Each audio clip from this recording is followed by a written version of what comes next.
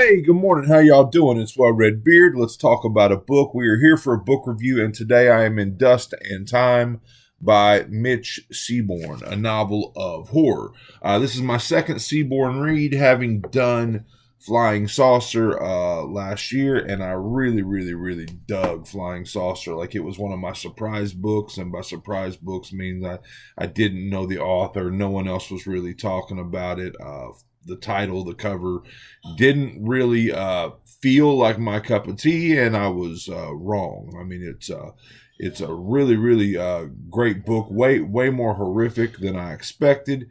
So I was excited because, considering how much I liked this book, and this one is actually billed as a horror novel, I wanted to see what that was going to be like. Now, I also really like this one. I gave this book 4 stars, and it is loosely a sequel, and I'm going to have to go back and read the first one, and really it's just like what happened to our main character before this. I don't know that. I mean, it's clear. I mean, it's also a standalone, but our main character's name is Riley Saunders, and there is, to my understanding, after having reading the author's notes, there is another Riley Saunders book called Folklore.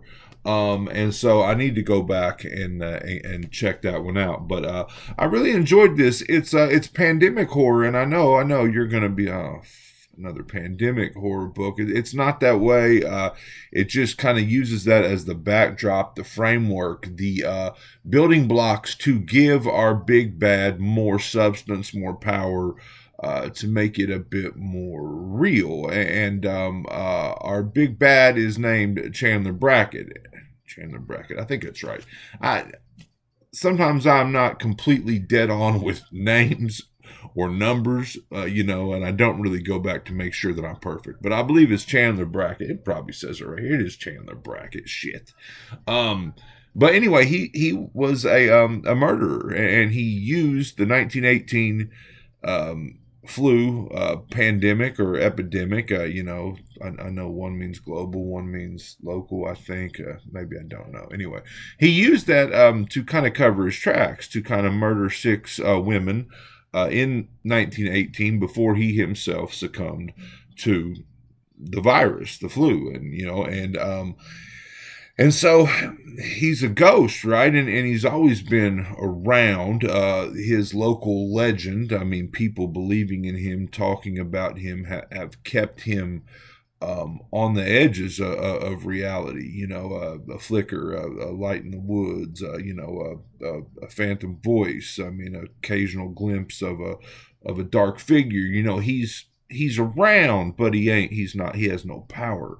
And in present day, we have another pandemic come through, the red flu, and the author's notes also say that the author, was originally just trying to write a book about a serial killer's ghost, and then the pandemic happened, and he used that to kind of frame it up. Now, I don't know if his goal was to just give it a backdrop or to give the big bad a more real feeling, but that's what it did for me. I mean, the sequence of events, the flu came in, and kind of the power of that, the power of history coming back around, history repeating itself, the flu going on, and a homeless man kind of dies like right there at the same spot as Chandler Brackett, and that was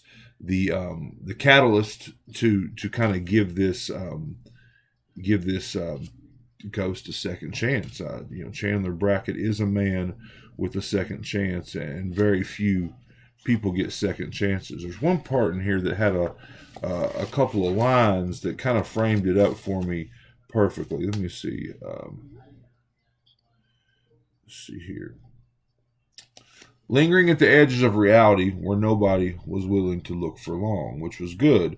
They just had to know his name, see the blood of his victims. Very few get second chances. Most succumb to dust and time, and that is all.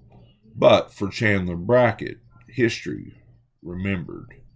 That's what happens when they know your name. So there's this, big aspect of, the urban legend, the folklore, the belief, the stories passed down through generations in this small town, keeping him around, and then the flu just kind of spikes it up and gives him power. Um, you know, Initially, I wasn't really crazy about the ending, and I'm going to try to tell you this without it being spoilerific, but there's this feel of it being the opposite of what you get in a lot of horror novels like this. I mean, in a lot of these things, there is a path to defeating the big bad, and there's something you have to do, whether it's like a ritual, or finding the weakness, or finding a way to stop the thing. And in this, it felt like, I mean, don't get me wrong, there is one particular place where sorry, one particular place where our main character does something to kind of help things along, but it really felt like they were helpless. They just had to wait it out, had to kind of weather the storm.